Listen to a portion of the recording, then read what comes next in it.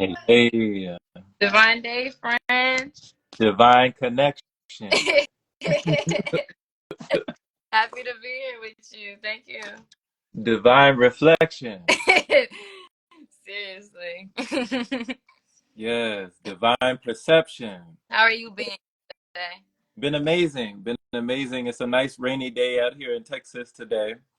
Okay, nice. Yeah. I, Yeah. I just got back inside from grounding and spending some time in the sun. It's 30 over here, but It's no, what over there? 30. 30? Oh, I thought you said it's dirty. Oh, no, no, 30, 30. 30, 30. What you mean? Like 30 below? Yeah, 30 degrees. I'm in Maryland. Oh, snap. Okay, okay. Awesome, awesome. Oh, Maryland. yeah. Maryland. Yeah, I didn't even know that. I thought for some reason I thought you were in Florida.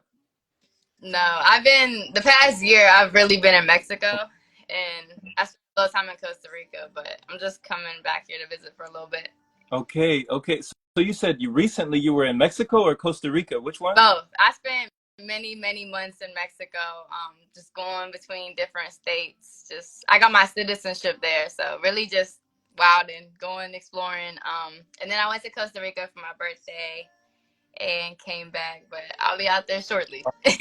Oh, awesome. Pura vida. They say pura vida? Pura Yes.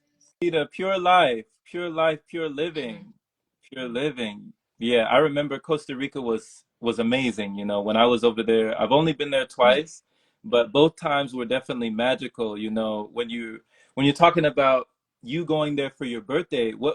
When was that? January Okay, so in January, what day in January? 18th. Awesome. Awesome. Okay, so not wait, that's not Capricorn, is it? It It is. It is. is. You the goat. The goat? The goat. Okay, okay. She got the goat in her. She the greatest. The greatest, the Capricorn. Yeah. Yo, that's awesome. That's awesome. So Capricorn, when Capricorn season, all my Capricorn friends, they're like people, they're like guiders, they're like leaders, like people can count on them, rely on them, like Very, listen to them, very workers. Yeah. you said the what? Very hard working. Yeah, yeah. And I remember you said that you've worked different jobs, so that seems like it's always been the case for Yeah. you, hustling. I'm gonna be honest. I love helping people. I love working, even though I was tired of working two jobs, like really no days off. I honestly had fun working. It wasn't really a so much of a bother. Okay, so you enjoyed the whole process. Yeah, I love connecting with people. I love meeting and talking to people. So Mm-hmm. Mm-hmm. Because you said it was when you were well, one of the jobs you were talking about was when you were serving. yeah, I was a server for a while, and then I also sold shoes at Foot Locker for a little bit. Okay, okay. Which did you enjoy best? I know because you're meeting different people all the time at both jobs. Foot Foot Locker, I would say Foot Locker, but I made very good money Okay. serving. So, but I would say Foot Locker. Okay. So serving for the money, but Foot Locker for the people. Yeah, because you really can't do stuff for the money. You'll realize that soon enough. So Mm. How how long did it take you to realize it? I was serving for 2 years. Hmm. 2 years, I would say, and towards the end, maybe like after like a year and a half, I just realized. I mean, it really began with me just learning more. I didn't really resonate with the food that was being sold. Hmm. It was hard for me to sell it because I wouldn't eat it myself. Mm. I felt genuinely wrong giving it to you, knowing what it really could do to you and is doing to you. Hmm. So, also with serving, I worked in a high end restaurant, so you can express yourself in a lot of ways. And me not being able to be my true, authentic self wasn't somewhere that I really wanted to stay. So, even though I was making a lot of money and had a lot of freedom through that money, I just realized that I'd rather not make the money if that's the case. Okay, so was it like weighing on your conscience? Yeah. It was Like, very draining.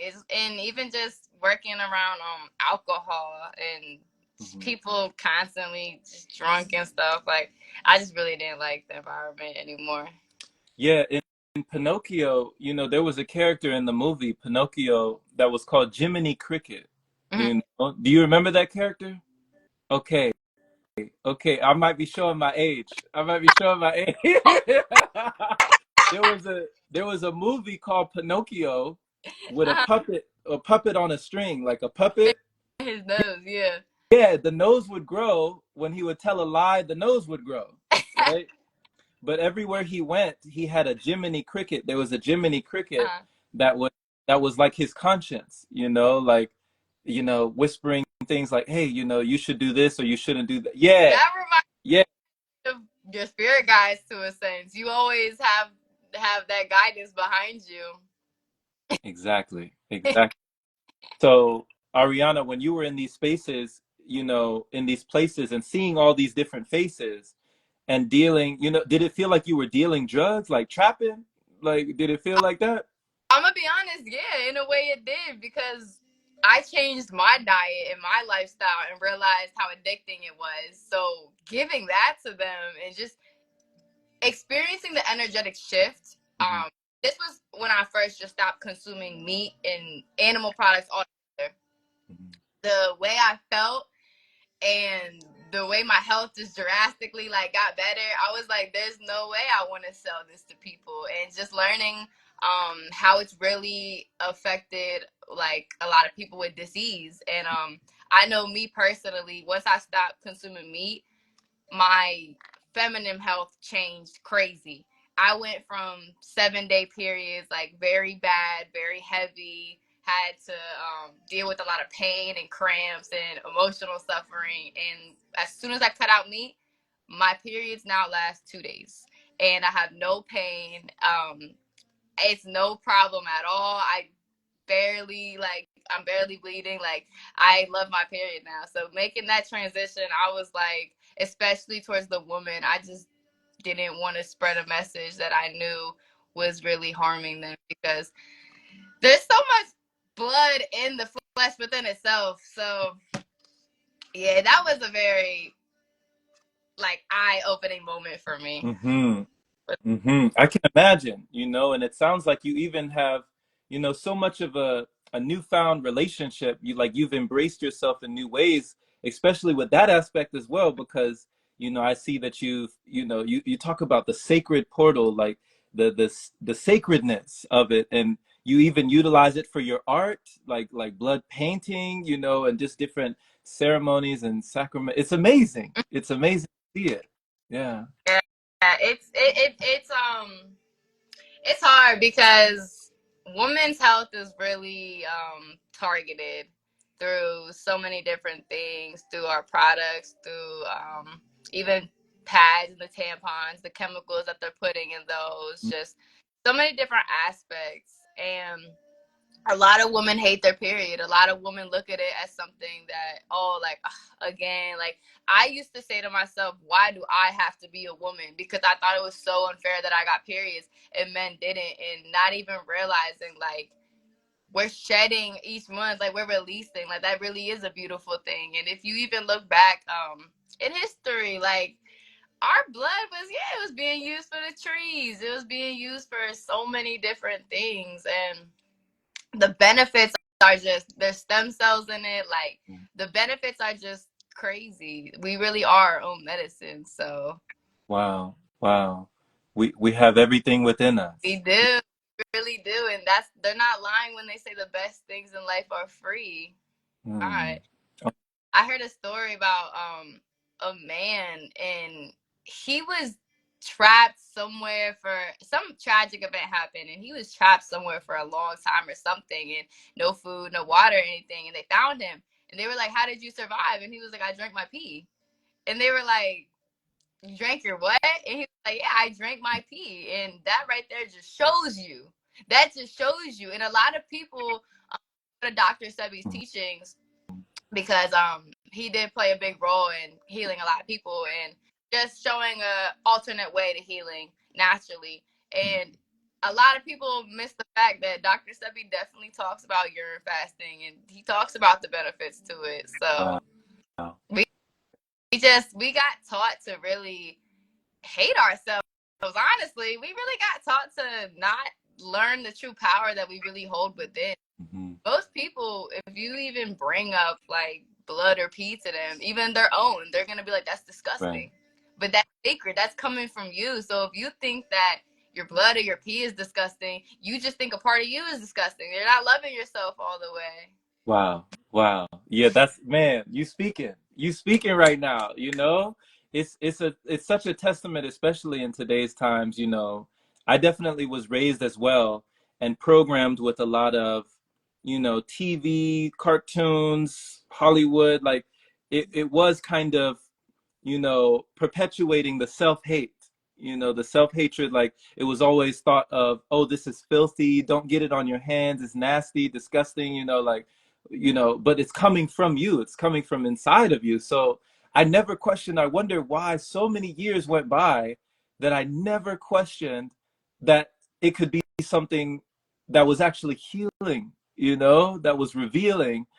And I just, it was amazing to me when I finally started discovering these things. It blew my mind, you know. It made me feel like I had been living a lie my whole life, you know. Let me Yeah. tell you, that's your friend Ellie. I found his YouTube channel Mm-hmm. and I started watching videos, and I began to read Man's Higher Consciousness. I haven't finished it, but within the first 30 pages I closed it, and I had to breathe. I Wow. was like, there's no way. Like, my whole life turned upside down. Like from day one, we've been taught you have to eat. Right. Eating is to give you the nutrients that you need, the vitamins. And it was funny in one of the videos, I believe you guys were talking, and he asked you guys like, what really are vitamins, what are nutrients, and no one could answer because it's things that we got told, but once again we never questioned these things, so we just went along to get along. And that within itself blew my mind, because the fact that we don't have to eat is like, that could turn anyone's world upside down. That's all humans do. And if you just look around you, all the restaurants, all the fast food, all the grocery stores, and it's like we strip Mother Nature and put all these things here that we don't need. Like our whole environment is just meant to consume and draw our attention. Mm-hmm. Yeah, no, I agree. I agree totally. And Ellie Tom, he calls it the great obstacle course. You know, that's what he calls it. That's what he calls Ellie Tom. He says it's the great obstacle course. You know, like when you know, when you haven't gone a long time without it, or you don't even have the conscious awareness to know, or just even the idea that you don't need these things to exist, and you're surrounded by it. I mean, we have so many here where I am in Texas. I mean, if I look over there, there's Thai food. If I look over there, there's Indian food. If I look over there, there's Japanese. If I look over there, there's Chinese food. If I look over there, there's Italian food. If I look over there, there's Mexican food. You know, That's it's not all of right. these, it's in the same place, you know? It's right here is KFC, right there is Popeyes, right there is McDonald's, right there is Burger King. Like Yeah, everything is right here. yeah. So it's like he's like, you're hit, you know, from all sides, from all angles. It's just right there in your face. So Look, yeah. and then it's even deeper because people praise celebrities and then they plaster the celebrities on the front faces of McDonald's and KFC and all these things. So people looking up to celebrities, now they're thinking like, oh, okay, well, if they eat it, then I can eat it. And it's just, it goes deeper than that. And I know even when you mentioned Hollywood, that's something that was really big that I was learning when it came to women's health, because I know growing up my whole life, I was scared to give birth. I was so scared to give birth. I know that the things I would see on Hollywood and in movies, birth looked painful. Women were screaming and crying and just in miserable pain. And I started taking upon my own research and come to find out birth is not supposed to be painful at all. It's actually so cool when you really start learning about it, because you can have well, okay, if you think about it, a baby was made through an orgasm, right? Little do we know that women really can be having orgasms and transcendental experiences through giving birth. And I've cried watching just so many videos because it's just so beautiful. Like, and even just the way that they have women laying down in hospitals, the drugs that they're giving them, taking the placenta, like all these things that they're doing to women while they're giving birth. It really is sad because it's like the baby hasn't even gotten out the womb and it's already targeted. It's so sad. And then the second the baby does come out the womb, they take the baby from the mother and start jabbing it with all these different shots. And I feel like as a mother, a lot of the mothers aren't even really questioning like what is my baby really getting injected with, because everyone does it and they're just in so much pain that they might not even be in the right mental capacity to even, think that big right now. Hmm.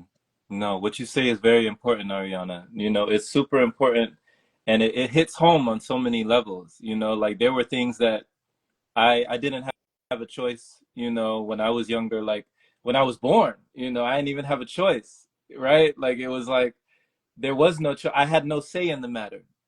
Certain things, even things like circumcision, like I didn't have a choice, like I'm sure like for me, I'm sure as a baby, I cried during that, or that was painful, but I Dramatic. was, yeah, like that's my actual, like that's forced. So stuff like that, we really don't question it. It just kind of keeps passing on, So where do you feel like you want to inspire a change, or where do you see, or where do you envision a change when it comes to the process of birth, when it comes to that experience, when it just comes to the sacredness of it? Where do you feel like you want to see humanity go? I want to see humanity go back in the direction of connecting with our ancestors, because we just have to think back. These fast food places weren't here. These hospitals weren't here. These doctors weren't here. Like, we've always been able to utilize things on our own. So the fact that we now depend on all these things kind of just shows us like we are out of alignment with who we really are. And I am pushing as much as I can and just trying to teach women the power of just their wombs and birth. I really hope to see, I don't hope, I believe. I feel and I believe, and I'm saying it, that women are going to start having natural births again in water, at home, in a safe space, with doulas and people who genuinely make them feel safe, with their partner, holding their hand, a very sacred area. Bring all the elements of earth and bring some fire and get the windows open. Just really having it be an experience that's not traumatic, because birth does not have to be a traumatic thing. It does not. And even for the women who already have kids and are doing these things and letting their kids see it at such a young age, it's creating a new generational pattern that I believe is very important. So I hope and I know that we're just going to go more back into our naturopathic ways, I Yeah. believe. Yeah. No, I agree. I love that. Even we have down here, Austin says going back to nature. Yeah, going back to nature. It's a powerful, and we can do it. We can do it. It's like when you're talking about these things, and somebody's listening to you and they hear the word doula and they've never even heard that word before. They're like, "What is a doula? I don't know what that is." What would you say is like the importance of a doula? Like, how would you define a doula? So there's many different kinds of doulas, but an overall description, a doula is somebody that is walking you through your pregnancy, um, guiding you through your pregnancy as it's happening, and even supporting you after. Because a mother, those first 3 weeks you give birth, that's very crucial, to get yourself back into mental alignment. And you just had a child, like that is a very big transition, mentally, spiritually, emotionally. So a mother really does need that nurturing to herself in that time. And so doulas just have the information of like just the womb and how to have a safe pregnancy, what to look out for, how to know the baby's healthy, how to take care of the baby after, maybe natural herbal remedies for the mother if needed. Just a doula is really just providing a safe, sacred pregnancy for you and making sure that you feel comfortable, because that's the most important thing. Awesome. Everything Awesome. you're feeling, the baby is feeling. Mhm. So that within itself as well. Imagine the baby hasn't even came out yet, and just the amount of stress mothers are in the hospital. And many women get extremely mistreated in hospitals, extremely mistreated. So just going through that pain before the baby even comes out, then you're going through a traumatic birth. Like, this baby is going through traumatic events, like, in a row. So doulas are just guiding you through a sacred, safe pregnancy and being the best friend that you really do need in that time. Awesome. Thank you for that description. Like, thank you for that breakdown. You know, thank you for giving that, because you even bring something to my mind, Ariana, there with the birth experience. You know, they say that in our subconscious, like in our body, that everything that we've ever experienced, everything, all that information, all of that, all of those sensations, everything is locked in the body. Like the body, it has, you know, its memory doesn't forget. It doesn't forget anything. Computer. Say again? Computer. Right, right, the computer. So, you know, one of my friends was telling me that they were in this ceremony and they were doing they call it holotropic breath work. You ever heard of this kind of breath work? Yes, and that's the other thing too. Go During ahead. pregnancy, the first thing they're teaching women is how to breathe. This just brings back how important breathing is. It really does. This is the first thing that we ever did. We never got taught. Breathing, learning how to breathe properly will save your life in every single way. Mhm. Every single way. Yes, A woman's absolutely. not going to go through a very pleasurable pregnancy if she cannot learn how to breathe properly. Mhm. Absolutely, absolutely. So it's so important, you know, and that specific breath work, the holotropic breath work, is like breathing through the mouth, like, and like it is kind of mimicking that, you know, what they teach women when, you know, having birth. So when he was doing that, he said that there was a moment where it was almost like he was hallucinating, but he went back. This is gonna sound crazy.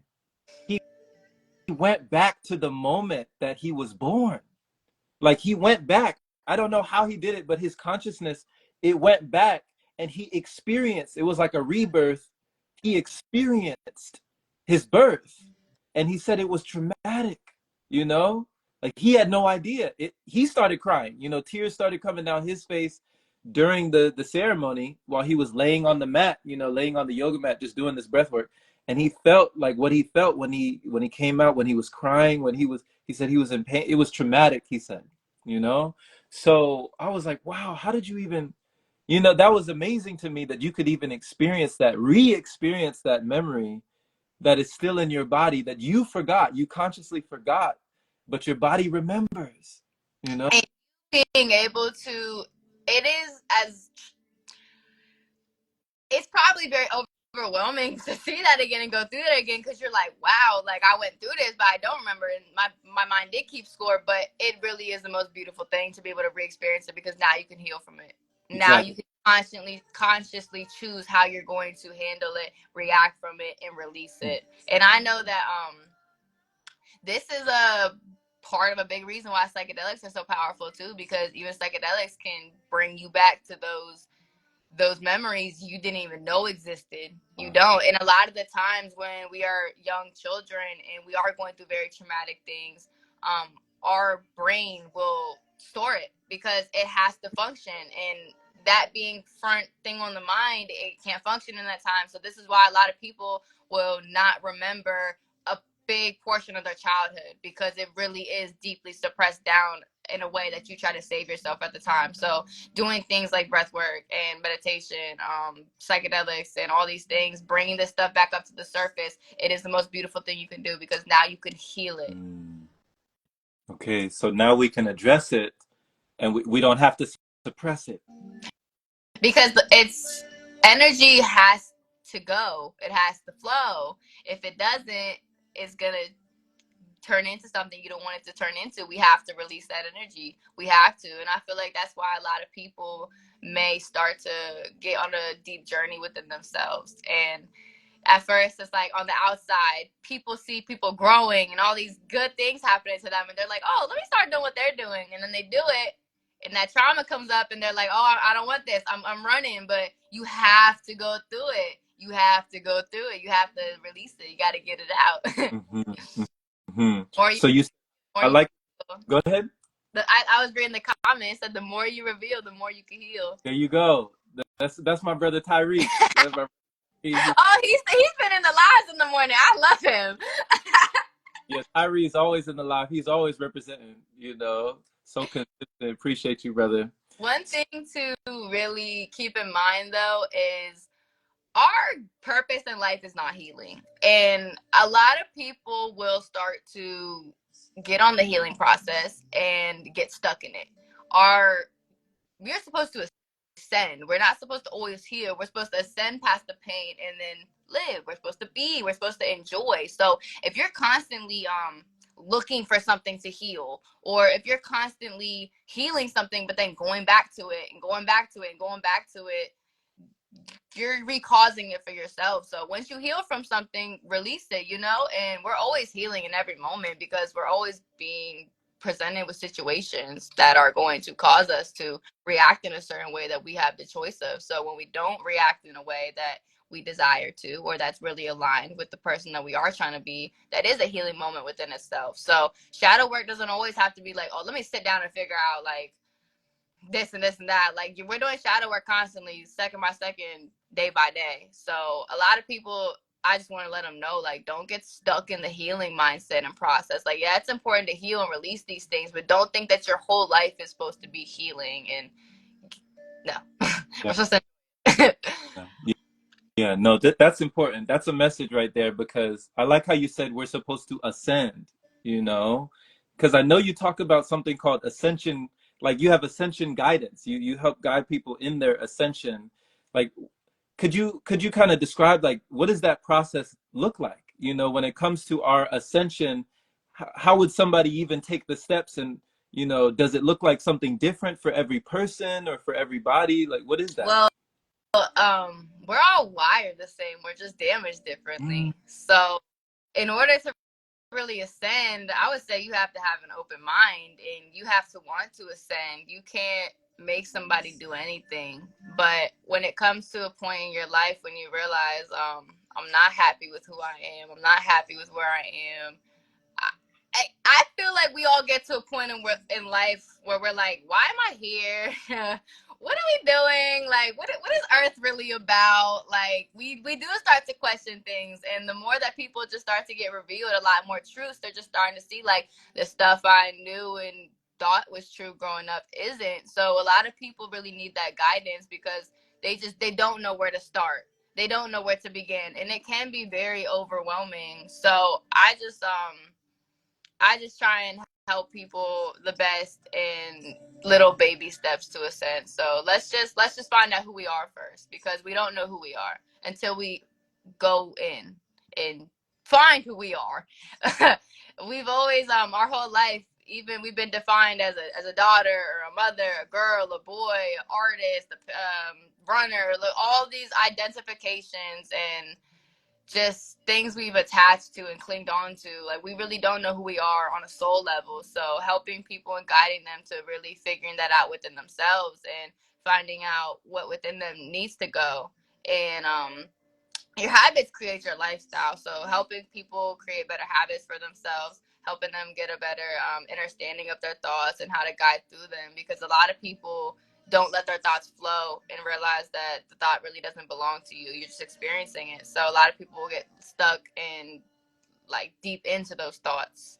mhm. So we're all ascending no matter what. We're all going to get to a point where we decide to. Some people earlier than ever. So I just always want to be that open door for people to come to and be able to get that guidance because I know that when I first made the choice to change, it was very overwhelming. I'm gonna be honest with you. I found out a lot of information at one time, and I just remember sitting on my bed one day crying my eyes out because I was like, I can't eat the food.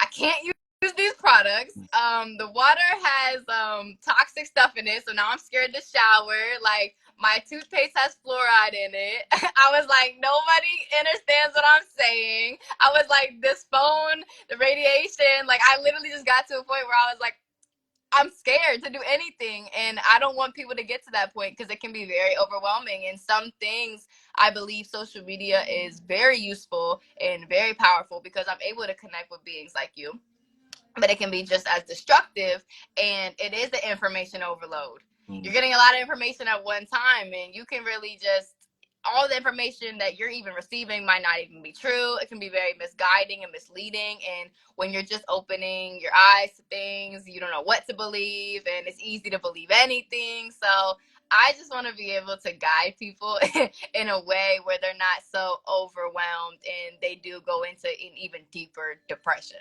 because it is depressing to wake up and realize like life is not ever what I thought it was. Yeah.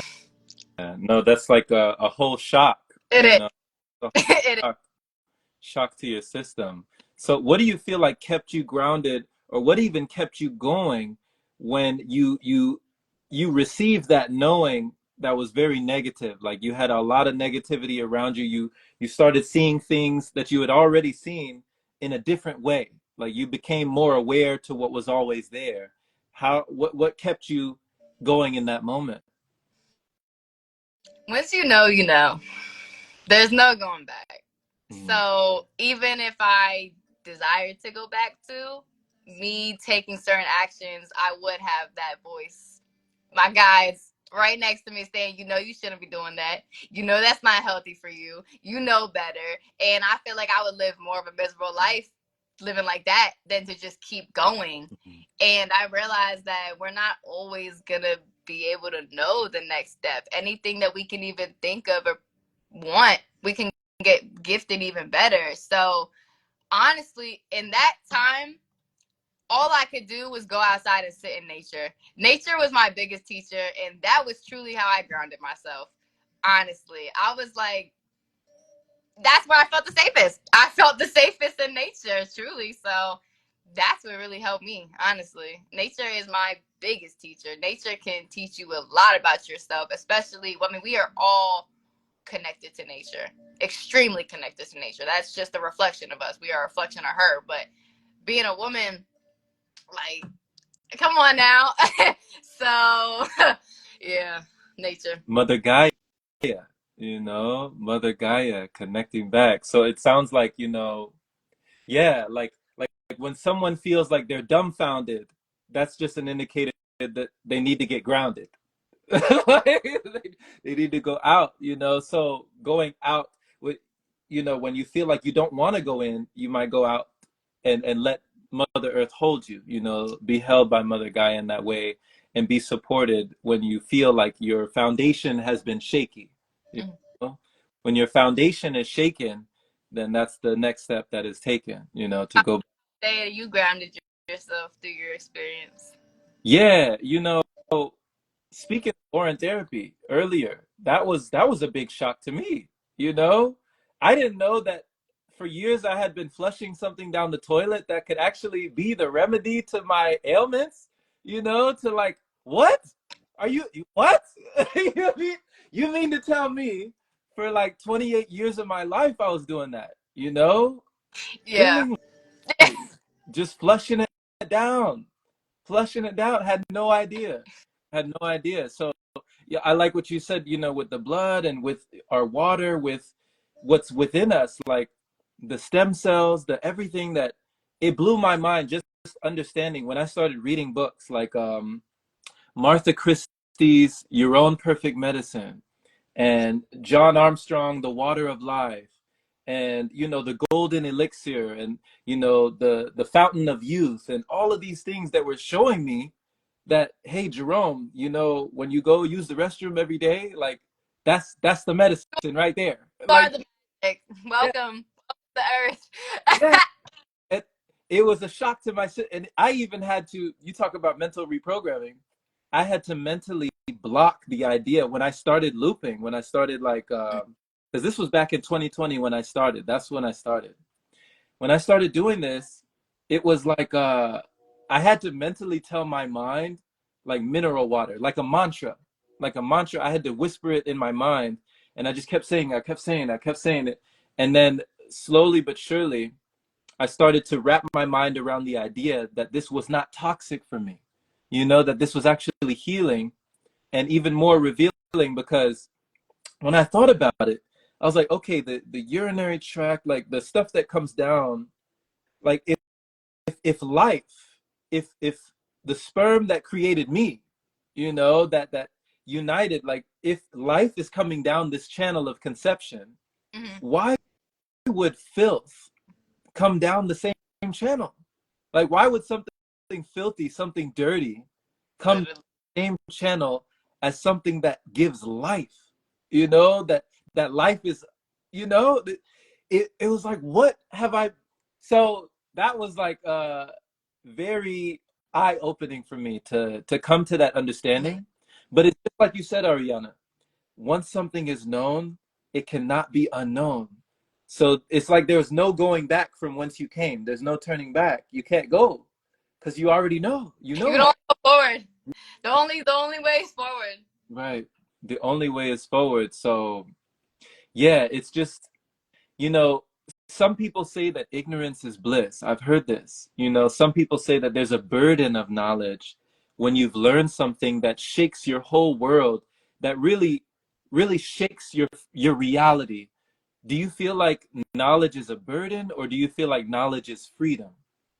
I believe knowledge is freedom because once you have the knowledge you now have the conscious awareness and decision to better yourself, and you know how to better yourself, versus before you had that knowledge you were in a constant loop of just trying to figure life out in the hardest way possible. So knowledge, Earth, we came here to learn. Like, this is a big school. This is a big school that we just come for our soul's evolution. So knowledge is power. We should be learning every single day. This is how we grow as a person. This is how we can build things. And come on now, we have our phones, we have books, we have each other. We don't even honestly need these phones or these books. We have each other. We give each other knowledge. So if we can start coming together more and spreading all of our knowledge, like that right there within itself is so powerful. So knowledge is not a bad thing. I feel like certain knowledge, when you first learn it, it's just reprogramming that you have to do. And that's when people might perceive it to be like, I wish I didn't know this. I wish I didn't know this. But you're gonna get to a point where it's like, I'm so glad I know this. Like, I know, like you said, with the urine therapy, that's a really hard mental blockage to get through at first. And especially with the way everyone else around you is perceiving it to be. So I know for me, the first time I did it, I was like hesitant. The mental blockage was like, it was still there. And I was like, am I crazy? Like, am I the crazy one? But like I said, the more you learn, the more that you learn, you're like, it's so beautiful. Life is, I look at this as a game, and we're just going up in levels, Yeah. honestly. The Yeah. more knowledge that you learn, the next level you go to. I mean, once you apply the knowledge, because that's wisdom. Yeah. So once you can get the knowledge and you apply it and gain the wisdom, you go to the next level. Yeah. You said it. You said it. And Tyree, he echoed you as well just now. He said ignorance can be bliss, but applied knowledge guarantees bliss. Yeah. You resonate with that. You resonate. Okay. So yeah, my family, they already thought I was crazy, but like Yeah. I haven't told them certain things. Certain things are very like esoteric. It's very kind of out there for them. So, out of my family, they would rather see me not eating, because I don't eat, but they'd rather see me not eating than know that I drink my own water. Like the thought of someone drinking their own water is more disturbing to them than not eating at all. You know, they'd rather know that I wasn't eating at all than to know that I'm actually drinking my water. So I see that that's so challenging. It's see just your reaction right now. Just yeah, like their mind is not blown anymore because they've seen me not eat Yeah. so for so long. Like I've been around them for a long time. So, when I was visiting my family in Riverside in California, I was with them for 2 whole months and no one saw me eat, so they just stopped asking questions. But if I had ever told them, if I ever would have mentioned this, Ariana, it would be like, you get out of this house, be gone, get thee from around me, right? It'd be like, get thee out, right? I would have been Like, cast out. like it is, and that programming really runs Yeah, deep. Like a lot of people will look at you like, yeah, "Are you about to kill right, yourself? Like, are you giving up on life? Like, what is going right. on with you?" But honestly, it's okay because I know that years from now, people are gonna come to us and ask, "All right, what is this about? How are y'all still looking like this? How are you still feeling like this? Like, what are you doing?" And we're gonna get to that age where it is normalized. It is gonna be. It's just people are gonna want to love themselves. I believe. I don't think anyone wants to live a whole life of suffering. So Yeah. No, I agree. I agree. And I've been, the research that I've done has also shown me, I mean, they say there's so many billions of people here, but out of the billions, it may not seem like a lot, but there are actually millions of people who practice yeah. this. Millions. They talk about millions of people in India, millions of Chinese, millions of like different, ethnicities, denominations, cultures. Like there's people who practice this on the low, and then there's people who have their ancestors that just, they used to practice it. They used to tell them about it. Like if you get stung or if you get a bite or something, pee on it or do this with it, that it's naturally healing. And they're like, oh yeah, my grandfather used to do that. Oh yeah, my grandmother used to do Mhm. that. I Mhm. always, why does she do that? And then even in the industry, little known, I heard this from, from someone in the acting and the modeling industry. They said on the low that this is actually something within the inner circles that they know about. They're hush hush about it, Yeah. about it, but they know that topically when they put it on their skin, it helps with their beauty. They've gotten rid of their beauty products, their toner, their conditioner, their, like all the stuff with the chemicals. They're using their own water, and it's like, whoa, it's like magic. They're looking younger, all sorts of stuff. So they kind of know about this. They just don't talk about it, Yeah. One who does do it and is scared to talk about it, though, I would honestly say it's nothing to fear because it's like it's only projection. Mm-hmm.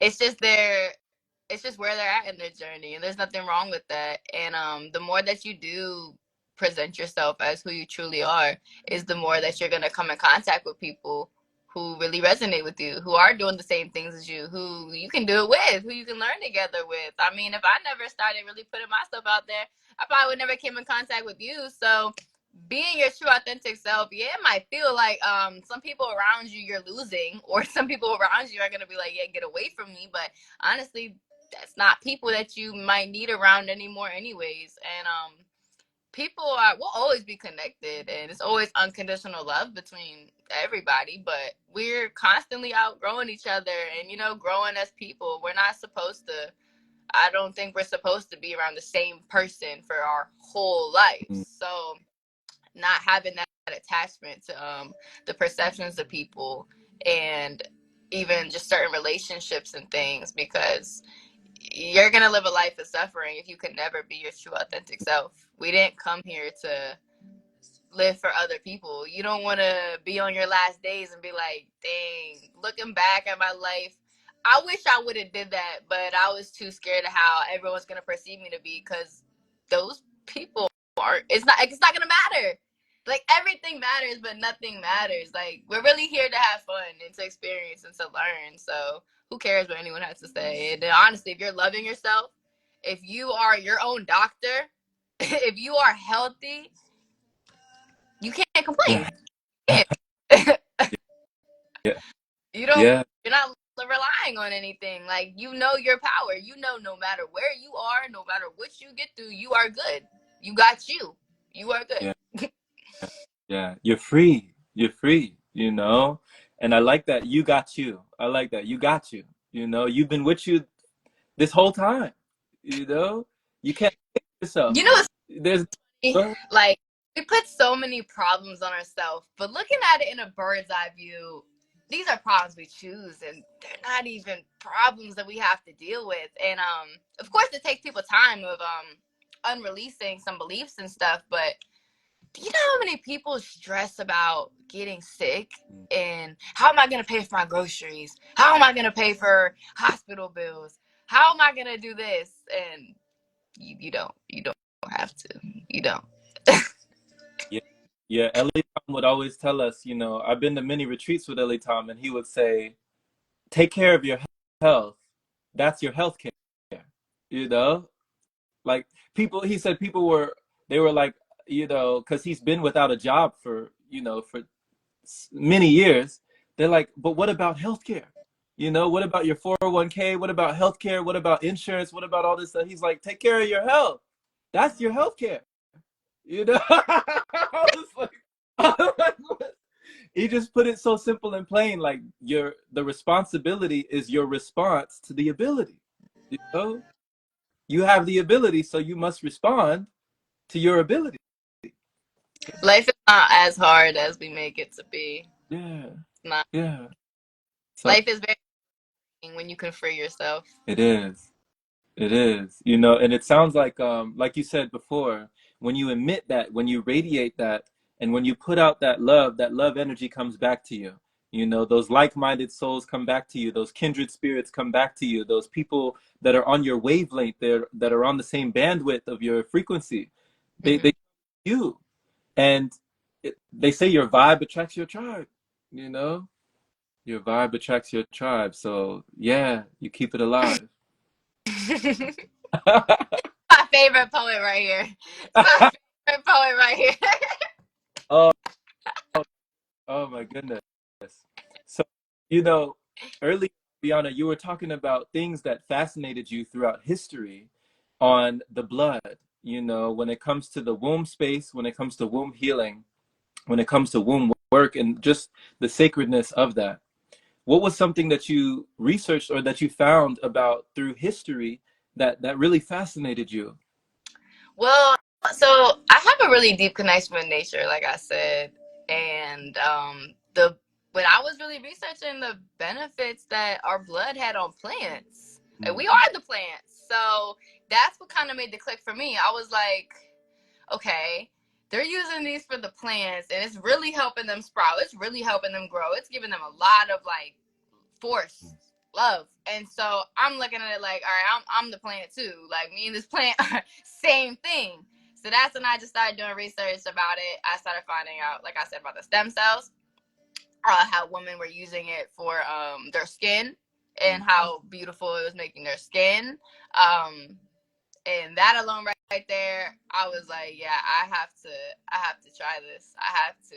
And honestly, it's funny, like when people ask me what my skincare is, I'm like, I'm healthy. Like, I'm healthy. I am my doctor. You know, I don't consume things I know that aren't, you know, Yeah, I only want what's best for me.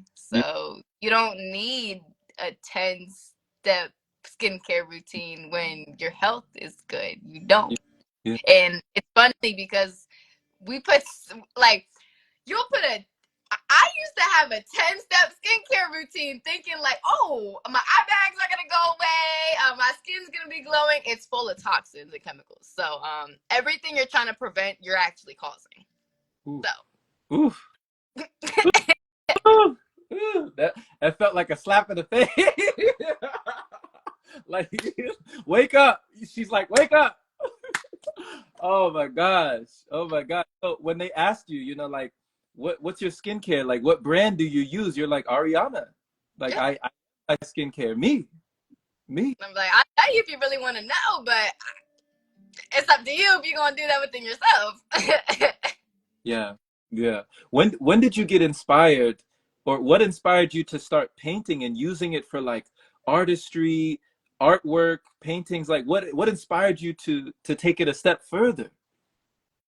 Honestly, I've always loved painting and loved art. I believe that we are art. Like all we do is create art. And I don't like I love writing. I write every day. I'm a big journaler and I write myself love letters all the time. Like I date myself, and once I just started utilizing my blood and finding an even deeper love for myself and the sacredness in it, I was like, what if I just start, painting with it? Like that's even more special, honestly. Like I don't want paint. I have my own paint. I am the paintbrush. I am the paint. I don't even need paint. So I just love finding new ways to love myself, honestly. And it's just so inspiring to me to be able to see myself on it's a part of me. I mean, everything is a part of me. Everything is me. But to really put like a part of me onto a piece of paper and then look at it, it's like, wow, that's so special. Yeah. Yeah. It means even more, It you know? does. It does. Yeah. It's even more connecting, even more connecting when you can look at something, an illustration, an art piece, a masterpiece that you made, but it also made like it came from you, you know? Yeah. It came from within. So, yeah, I love that. I love that, I love that. It's interesting because when I was in the church, I used to go to church a lot. Well, I was raised in the church, and my parents would take me and we would sing these songs. They call them hymns. Uh-huh. They had the hymn, they would open it up to, page 266 or page 334, and we're going to sing this one. And the whole congregation would open it up. And there's one song that we used to sing a lot that I never thought about, but you just made me think about it. You know what song this was? But It was called There's Power in the Blood. That was the song we sang in church. It was like, there is power, power, wonder working power in the blood of the Lamb. There is power, what power, wonder working power in the precious blood. Like it was power in the blood. And everybody in the whole audience, the whole crowd in the church were singing, there's wonderful power in the blood. We're all singing that. But I mean, looking back, I don't know if any of them were, knowing or understanding what they were actually saying, you know? it's Yeah. it's like you'll start to see that, like, oh, stuff was in my face the whole time. I just never thought that deep into it. Yeah. I never sat there and was like, what does this mean? Like what are they actually saying? Mhm. Yeah, they were dropping hints all along. It's like they'll give us a little sprinkle, and it's up to us to dig it out and be able to, like make it something bigger. They put a little sprinkle, right? You said a little, just a little bit, just a little bit. You got to pick it up. You got to pick it up. So you were seeing those hints, like when you connect the dots and you have the hindsight. Now you have the hindsight and you can look back. You start to connect like these little pieces of the puzzle. They come. Yeah, for sure, for sure. That's what honestly, I think life is so cool. Like it's like we unlock new levels every day, and we just see how powerful we are. And I feel bad. I don't know her name. Nabi. Um, yeah, I saw a post that she made, and I loved it because it's so true. And she was talking about how we really are telepathic at heart. And what made me just say that is because she said she loved the music, and this is a heart frequency and light language. And it kind of made me think about light language, and I was like, okay, that basically is like the telepathic, but kind of with sound. Like that's what we were using at one point. And it's just funny because I got into a trip and I remember sitting on my bed and I was like, what are words? I was like, we made up words. So before words were created, what were we using?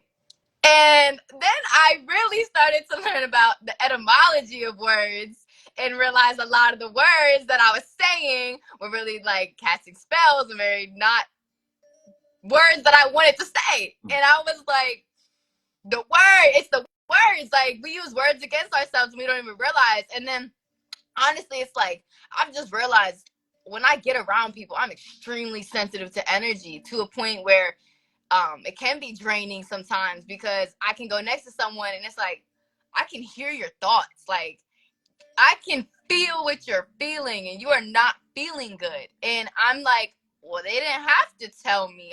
I kind of got the message. And so it's funny, once again, the more you just start to learn your true power, you just realize, like, wow, I'm everything. I'm so fucking powerful. I don't even have to speak. I don't. Yeah, it's telepathic. It's telepathic. Yeah. Oh my goodness. It's just like You know, I said, no message is a message. That kind of went over our heads a little bit too. yeah. Yeah. When it comes to telepathy, why do you feel like more people don't realize or even learn how to tune into telepathy to know that they have that capacity, you know? Honestly, we're creatures of habit. We like to fall to what's comfortable, and going in the unknown is scary for a lot of people. So if you've been, the first thing we were taught was how to speak from the day we were born. Our parents were in our faces saying, say mama, say dada, say hi, this and that. Like that's the first thing we got taught how to do, besides like I guess walking and stuff. So if you think about it, that might be one of the biggest things that as humans we have to learn how to not deprogram, but let that attachment Mm. go, because that's been one of the most pushed upon us. It goes the deepest within us, I believe. So also I just feel like a lot of people don't really believe in the power of their mind. They don't see the true power of their mind and realize like what we really are. I mean, and then when you put it to like the law of physics, like it's energy and vibration, so it only makes sense, Right, honestly. right. It's just it's a lot of deprogramming people have to do and opening their minds a little bit more. Because when you said that you were able to sense someone's energy, like you could feel that they had that, like some people call it bad vibes, or you could just emotionally, empathically, and telepathy, like you could feel that person. Was that frightening for you, or was that kind of unnerving for you, or how did it feel in that moment? Just so I used to doubt myself at first, honestly. Like I used to think like, am I judging them? Am I just making assumptions that really aren't nice? Like I couldn't differentiate it, the energy. So then I started realizing that I really did have this within myself when I would think of somebody and I would be like, they're going through it. And I could even like I could be spot on with why. And I could text them and they'd be like, how'd you know? Like you know exactly what to say. You always text me at the right time. You always say the right thing. And that's when I started realizing like, okay, I'm not tripping, like I'm not judging, I'm not making assumptions. And then when it would come to just like I said, just being around people, I'm like, whoa, like I really feel what you're feeling. And it just made me more and more start to learn about how to really not take in other people's energies and like even put shields up to a sense, because I don't always want to feel everything. Like it being in spaces like airports and malls and restaurants, for me, I used to be a very social person. I loved going out to all these things, and I still do. But now I find myself being like, at the end of the day, I'm like, that was a lot to unpack. Like it was a lot of different energies around me. That was a lot. I felt a lot today. So it's just it's cool, but it can be draining too if I don't do my best at. Yeah, yeah. Thank you for sharing that. Thank you for sharing the realness, the realness of what you feel, because having that be something that can also be draining, it's like a superpower, but it can also be flipped, on its head. Sometimes it's like, I don't want to be feeling all of these things around me at one Yeah. time. It reminds me of, have you ever seen the X-Men? Mhm. What happens in it? So the X-Men is like it used to be a cartoon show. There's been in many movies, but characters like Charles Xavier, Jean Grey, Cyclops, Wolverine, like these Marvel characters in the X-Men, they call them mutants. It's funny because they have these powers that we all have, but they call them in the X-Men, they call them mutations. So Jean Grey, she had the power of telepathy and she could hear people's thoughts, but when she was young and unpracticed and undisciplined with her power, Mm-hmm. hear everyone's thoughts, at one time. So, like you said, she'd be in a crowded place, maybe an airport or a grocery store or a supermarket or a mall, and she'd hear them all. She'd hear everybody, and it was just like so. It was too Yeah. much. So Charles Xavier, Professor X, he had to help her harness that ability, so she could more be able to adapt to her environment. So when you said putting up protections or shields or setting those boundaries, was there someone that taught you how to establish boundaries, or did you have to teach yourself? Mm, I would say both. I really I seek for knowledge. I seek for knowledge. So when I am going through something or experiencing or learning something, I'm learning about it. I'm not gonna be shy to pick up a book or hop on YouTube and search it up. So people definitely shed some light on things I can do to help. But I'll be honest with you, um, I found myself wanting to be in isolation more because I found the most peace within myself, and I just wanted to learn how to really be the best me before being around other people.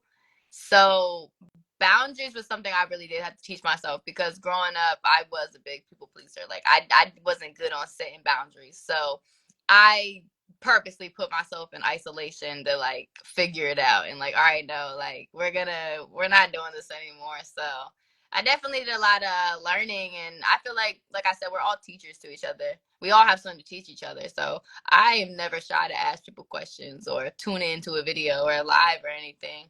But like I said, it's wisdom when you apply it. So I would say both. And it's funny that you said that about X-Men because these TV shows and movies are really just showing us about ourselves. And people, it's funny because they'll put it in a cartoon or they'll try to put it in a like a Disney movie or whatever they do to make it seem like, oh, it's just a joke. But no, like all these movies can teach you something about yourself. These are all real. These movies, nothing is for no reason. Right.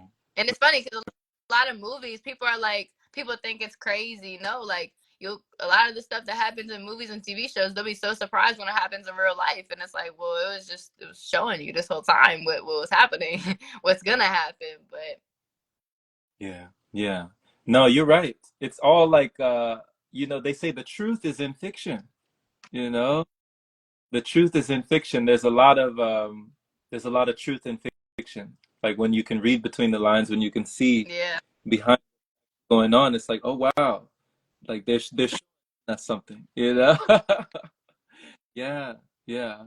And just to have that sensitivity, I think is amazing. Even though sometimes you've learned how to set those boundaries, you've learned how to honor that, how to respect that, the energy.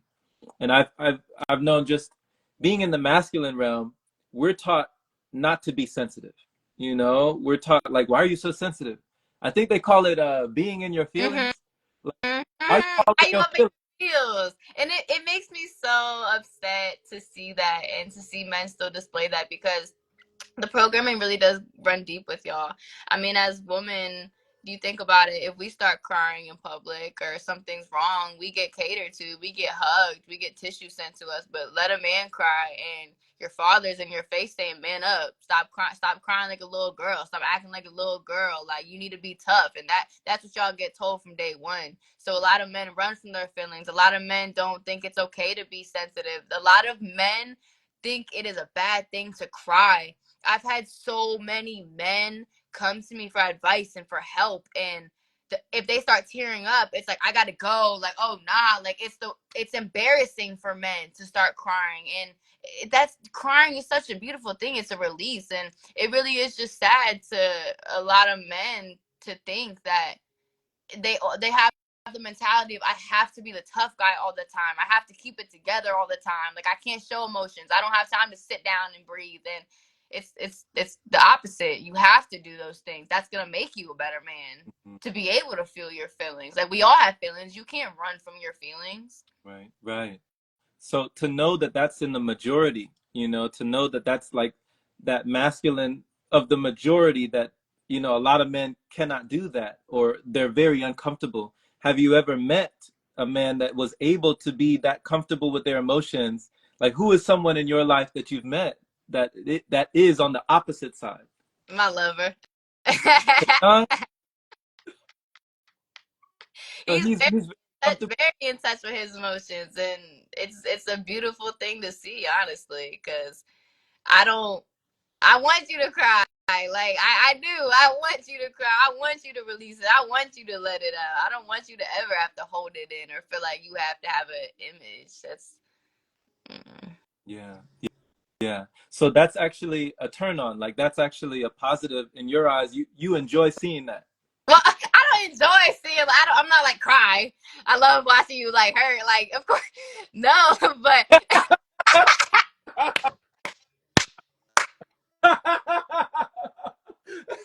I dare you. oh my gosh. but okay, for the woman watching, you a man that's in touch with his emotions is gonna allow your emotions to be flowing in a better state, because you don't have to worry about. I know I've been around men where it's like I've been scared. Okay, how can I say this? When a man is in touch with his feelings, and when a man is in touch with himself and his emotions, it creates a better relationship, even if it's just a friendship between the dynamic of the both of you, because it creates more open communication. If a man can't be true with himself about his own feelings, how is he going to be true to you about his own feelings? He's only going to tell you so much. He's only going to open so much to you. And I know as women, like, we like to nag man. We do. Like, tell me, like we want him to open up, and we want that. Like, but if a man's not doing it for himself, he's not gonna do it for you. It's gonna create a barrier between you guys. So Okay. So message to, like, folks in relationships, when they say that, one of the biggest frustrations is communication, you know? and comprehension, because you can communicate all you want, but if you're not comprehending it, the communication is only gonna run in loops and Mm, circles. So, no. and a lot of people.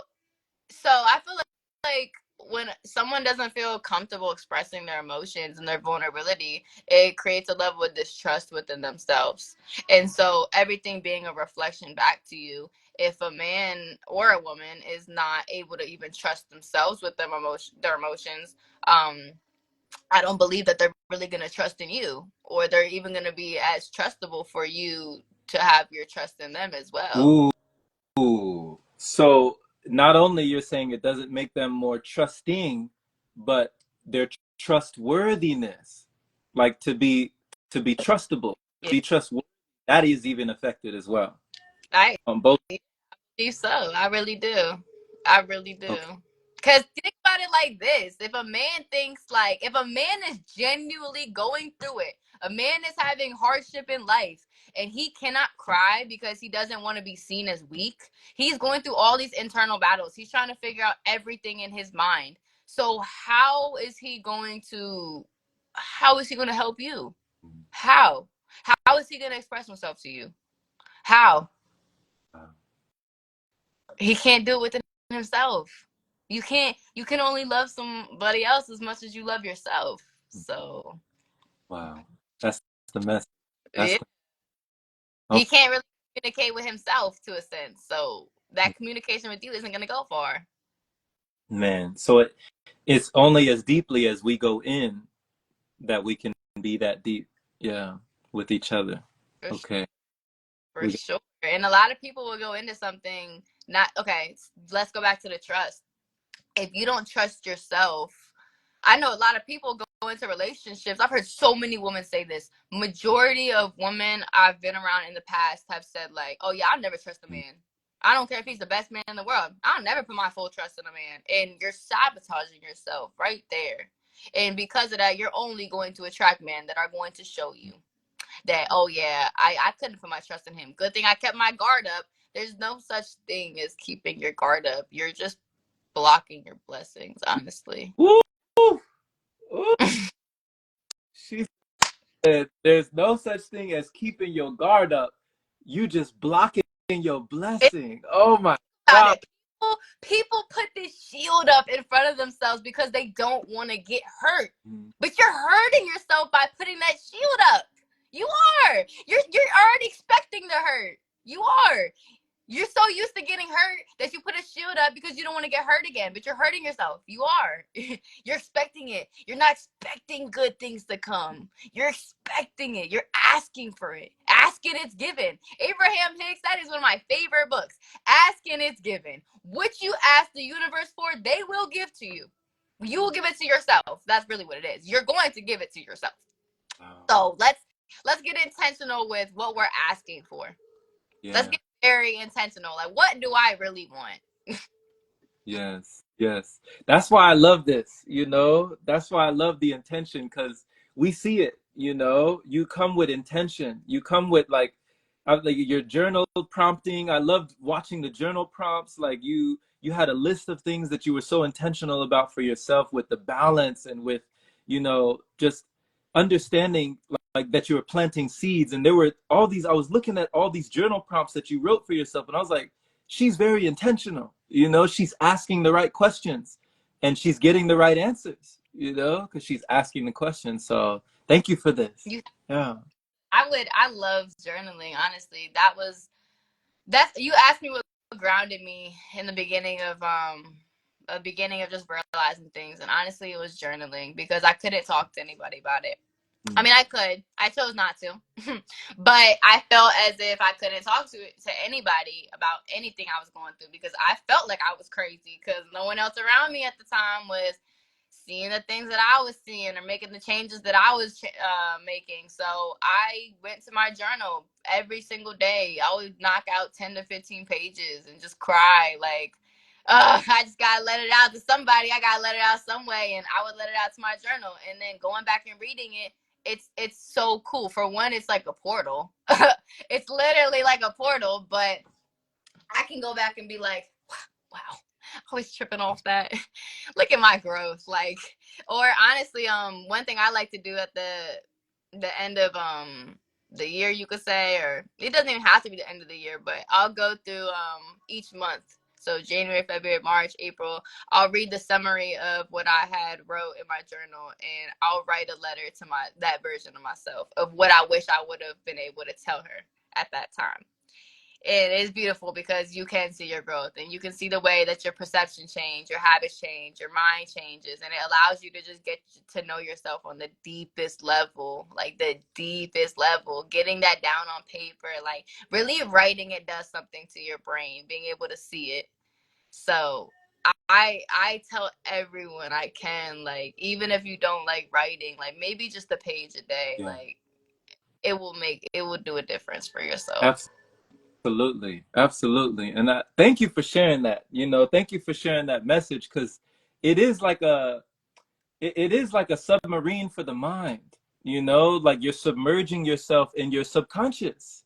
You're going deeper and deeper in the mind like a submarine. You're going down to the depths. And you know, sometimes when you go all the way down there, you know, you might need some bright lights to see down there, because it's You dark. find It's you find some things when you go down there. Like, even sometimes when people ask me for prompts, like one of the first ones I always give was like, what was the first trauma you could remember? It gets people thinking, and they're like, ooh. yeah.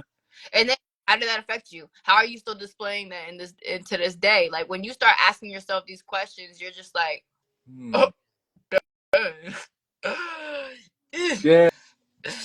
Yeah. Yeah, you know, it's like, ooh, do I want to go there? You know, like, should we go there? yeah. You know? So many times when it's so funny because it's so easy to point the blame at somebody and be like, they're so annoying, I can't stand them. But little do you know, everything within you that you can't stand about them that's triggering you is everything you can't stand about yourself. Wow. That's why you can't stand it, because you do it. And you don't like that you do it. So it bothers you. Wow. That's like Yourself and other people. that's a hard pill to swallow. You know, that's a hard pill to swallow. That's a harsh reality. It's like one of my friends, Ariana, she says, if you spot it, you got it. Yeah. She said, if you spot it, you got it. And Yeah. especially with our parents, because I know that might be the deepest, one of the deepest journeys we all have to go through is our parents, because no one had a perfect childhood growing up. Nobody did. And especially, like I said, when you do start to learn things, I know at first you can start to have anger towards your parents, because it's like, why did you raise me like this, or like why did I have to go through this, like why did you do that and stuff. But our parents, we are our parents' biggest reflection. And this is why when a lot of people have kids, it's very healing and revealing to them, because how they act is they're only repeating what they know. So if they're talking crazy, you're talking crazy to them. When they're acting out, it's because you're acting out.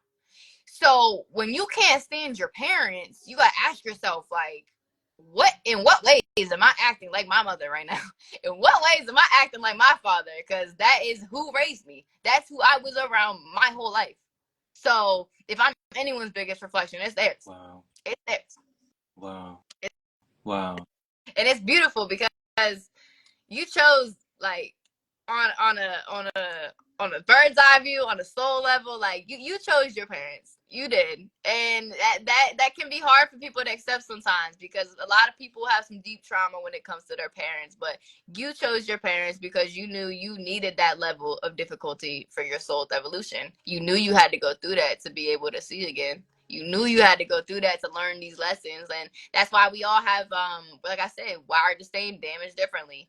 We all grew up going through different traumas, but each individual trauma we went through was equally as important as one to the other, because it's just lessons that we had to learn. That Mm-hmm. go back to ancestral trauma, like, we didn't get it last time, we're gonna get it this time. Best believe. You gonna learn today. You gonna learn today, yeah. You know, so to be able to find the blessing within the lesson, you know, to be able to find that, you know, and not to lead you down into depression, but to find the lesson within each, you know, within these things. So it's I love what you said, Ariana. I just want to touch on this and thank you for talking about journal prompting, and in the way that you illustrated it, you made it seem like a gym for your mind, for your spirit, for your soul's evolution. It's like you're lifting weights. You were like, just start out with one page, you know, just start out slow. You know, when somebody's lifting weights, they don't just go benching 400 or 350 right off the gate. You know, they start small.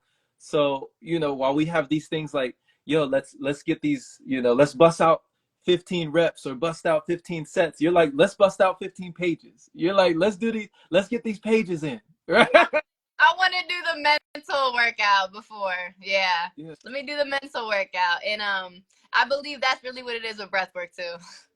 It's a mental workout. It is. I would say though, for journaling, when I did first start getting into journaling, I mean, I feel like that's what anything you go into. It's like, where do I start? I don't even know where to start. And it's funny. I actually have it right in front of me. But guided journals, and this has been one of my favorites. This one right here. But guided journals can take you very far too. Very far. And I'm actually working on some journals right now to start being able to give to people, because I just want people to get to know themselves. Whoa. So we're gonna have this available? Yeah, we are. Pretty soon we are gonna have this available. I'm gonna be giving some journals out to the collective. Oh, awesome. That's the perspective we need in the collective. You know, we need it. We need it. So I love that you're giving that out to the world, that you're sharing that, you know, and that, yeah. Yeah, and I believe everybody should write a book. Mm.